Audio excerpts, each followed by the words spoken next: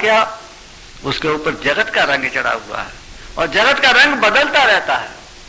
जगत का रंग एक समान नहीं रहता, कभी काला तो कभी गोरा तो कभी लाल तो कभी पीला तो कभी नीला।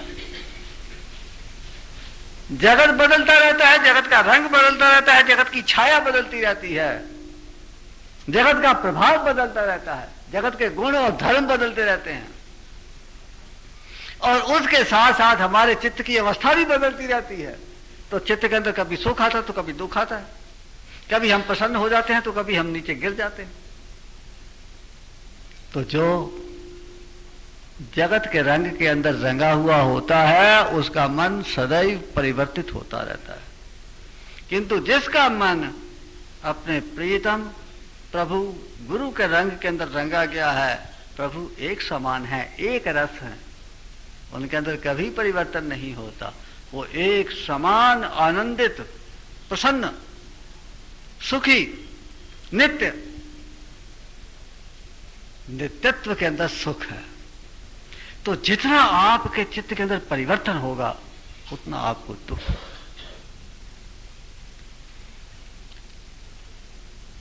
उसका परिणाम ये होता है कि जीव बार बार मरता है और बार बार पैदा होता है, किंतु मरने के अंदर बड़ा दुख है।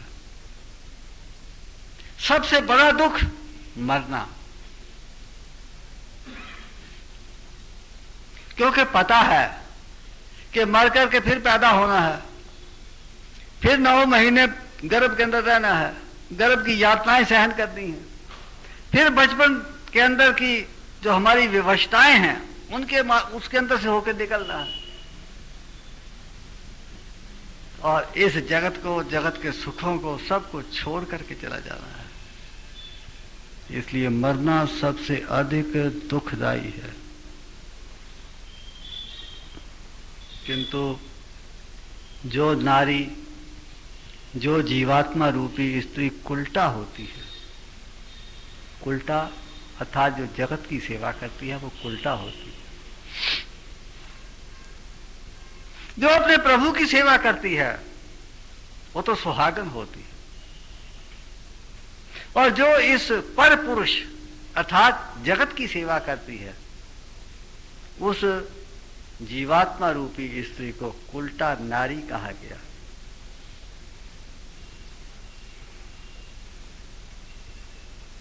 मैं आपके बारे में कुछ नहीं कहूंगा, आप अपने बारे में स्वयं ही निश्चय करें। जो जीवात्मा है और जो जगत के प्रति आसक्त है वो कुलटा है। जो कुलटा नारी है वो दुख ही पाती है, उसको कभी सुख प्राप्त नहीं हो सकता। क्यों? वो सीधा रास्ता नहीं जानती। जो जीवात्मा रूपी स्त्री रास्ता भटक जाती है, अपने प्रभु का मार्ग छोड़ देती है, गुरु के रास्ते से हट जाती है और जगत की ओर उन्मुख हो जाती है, वासनाओं के अंदर लग जाती है, विषयों के अंदर लिप्त हो जाती है, वो कुलटा नारी हमेशा दुख ही पाती है।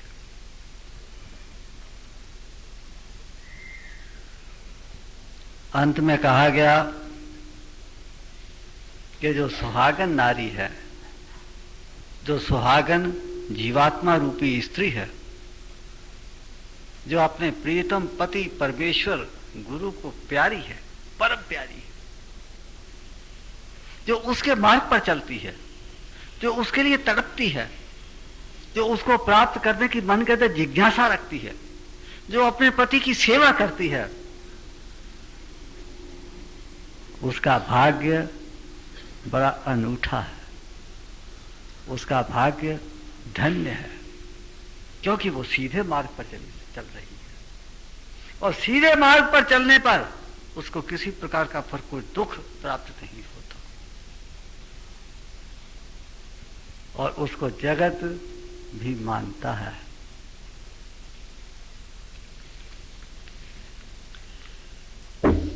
यह तो एक भजन हुआ और उस एक भजन के अंदर तकरीबन सभी बातें आ गई। दूसरा भजन जो है वो बड़ा थोड़ा काम रह गया, उसमें थोड़ी सी बातें करने की रह गई।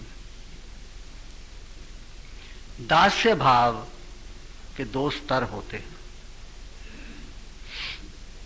पहला स्तर है भावनात्मक, चित्त के अंदर दास्य भाव की भावना रखी जाती है। मैं प्रभु का सेवक हूं, मैं गुरु का सेवक हूं, मैं अपने स्वामी का सेवक हूं। अब ना तो हमको गुरु का वास्तविक स्वरूप हमारे सामने होता, हमको तो हमारे सामने तो गुरु का शरीर होता है, लेकिन गुरु का जो वास्तविक आंतरिक स्वरूप है वो हमारे सामने नहीं होता। प्रभु के ऊपर हमारी श्रद्धा होती है, हमारी भावना होती है, किंतु हमको अनुभव नहीं होता। प्रभु हमने देखा नहीं होता, स्वामी हमने देखा नहीं होता। तो हम इस प्रकार की भावना करते हैं कि हम प्रभु के सेवक हैं, गुरु के सेवक हैं, स्वामी के सेवक हैं। इस प्रकार की भावना के ऊपर आधारित जो दास्य भाव है, जो सेवा भाव है, उसको कहते हैं भावनात्मक दास्य भाव। और दूसरा जो होता है वो होता है अनुभवात्मक, जिसके अंदर अनुभव होता है, जिसके अंदर भगवान हमारे समक्ष प्रत्यक्ष होते हैं, जिसके अंदर गुरु तत्व वास्तविक रूप में हमारे समक्ष प्रत्यक्ष होता है। जब गुरु हमारे सामने है, जब भगवान हमारे सामने है, चाहे थोड़ी सी झलक हो, चाहे थोड़ी सी अनुभूति हो, चाहे थोड़ी सी एक डोर हमारे हाथ में आ जाए कि ये डोर पकड़ करके हम भगवान तक पहुंच सकते हैं, इस अनुभव को पकड़ करके हम गुरु के वास्तविक स्वरूप तक पहुंच सकते हैं, ऐसा थोड़ा सा जब अनुभव आपके सामने आ जाता है तो आपका दास्य भाव भी अनुभवात्मक हो जाता है, वो अनुभव का आधार हो जाता है। तो एक तो भगवान को मन के अंदर धारण करना, गुरु को धारण करना, अपने इष्ट देव को धारण करना, उसकी भावना करना और फिर उसकी सेवा करके, सेवा का भाव मन के अंदर रख करके उसकी सेवा करना, ये तो भावात्मक हो गया, भावनात्मक हो गया।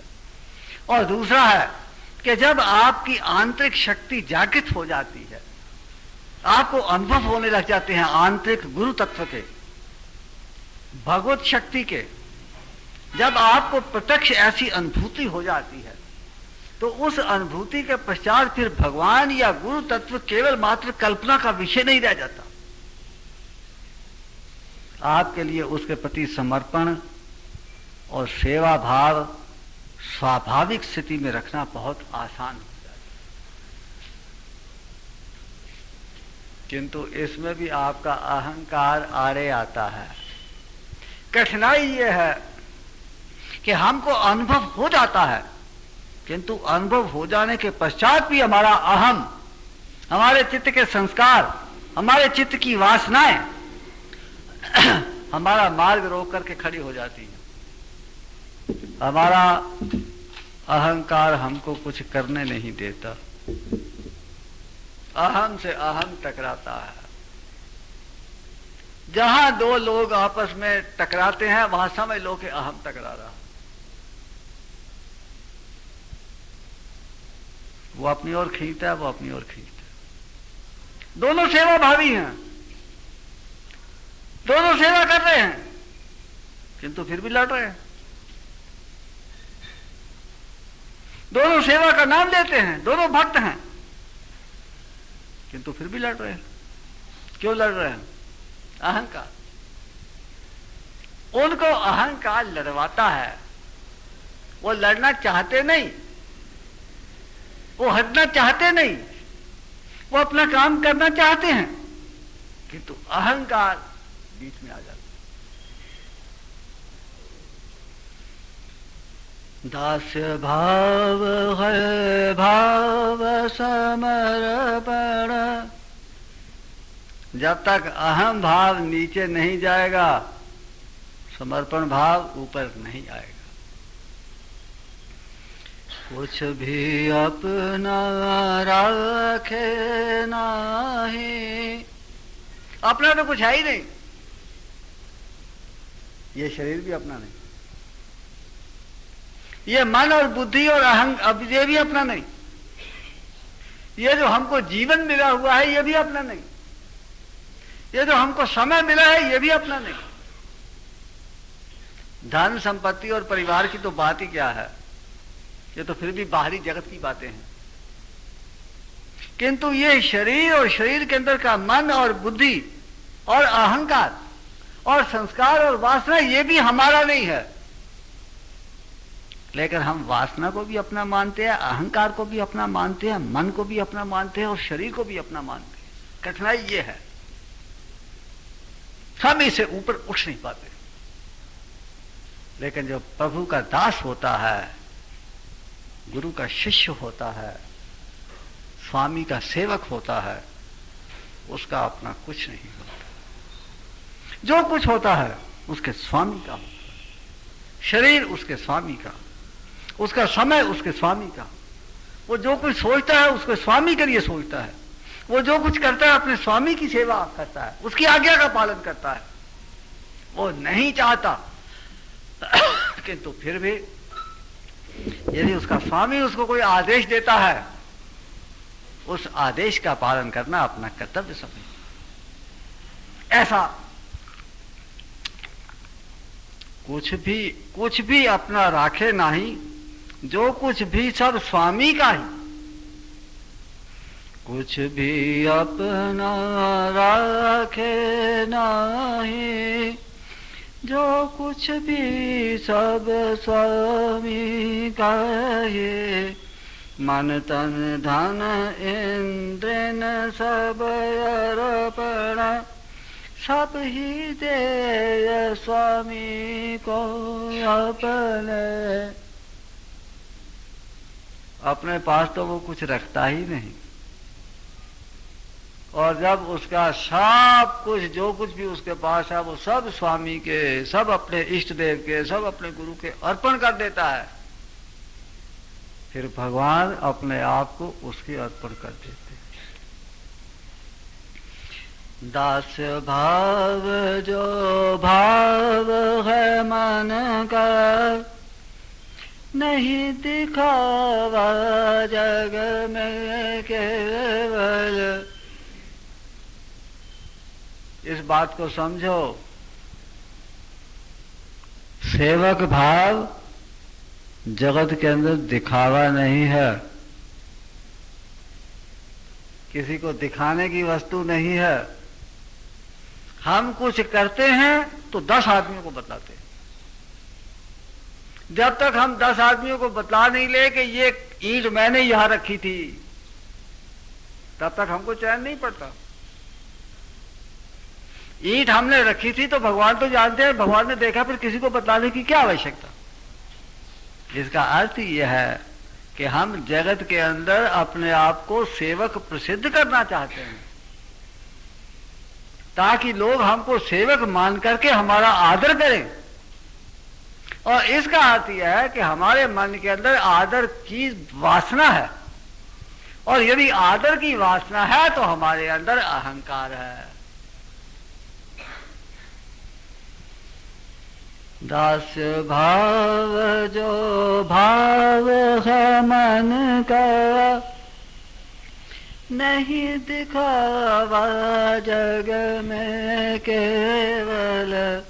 आज्ञा पालन अनथक सेवा, आज्ञा का पालन करना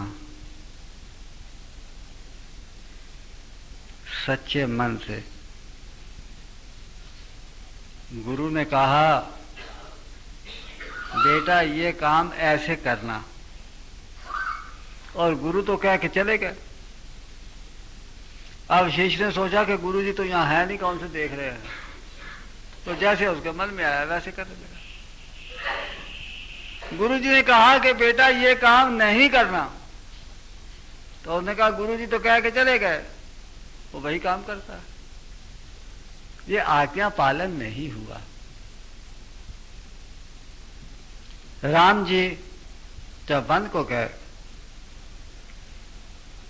अपने पिताजी की आज्ञा पालन के लिए, उनके वचन की रक्षा के लिए, और महाराज दशरथ तो भगवान के यहां चले गए।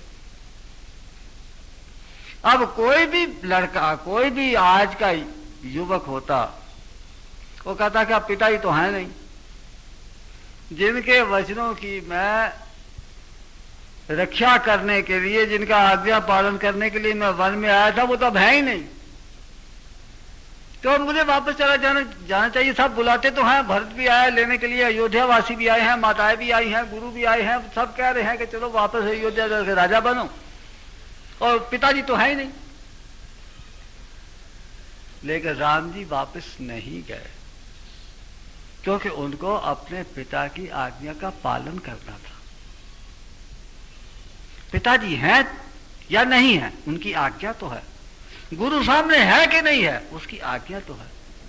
शास्त्र आज्ञा देता है, हम उसका पालन नहीं करते। गुरु आज्ञा देते हैं, हम उनका पालन नहीं करते। किंतु सेवक आज्ञा का पालन करता है और अनथक सेवा करता है, एक एक क्षण सेवा के अंदर व्यतीत करता है। एक क्षण भी यदि उसका निरर्थक चला जाता है तो वो कहता है कि मेरा ये सेवा नहीं हुई। आज्ञा पालन अनथक सेवा करत रहे स्वामी को अपने, सभी कर्म कर्मों का फल भे, सब कुछ ही स्वामी का होवे।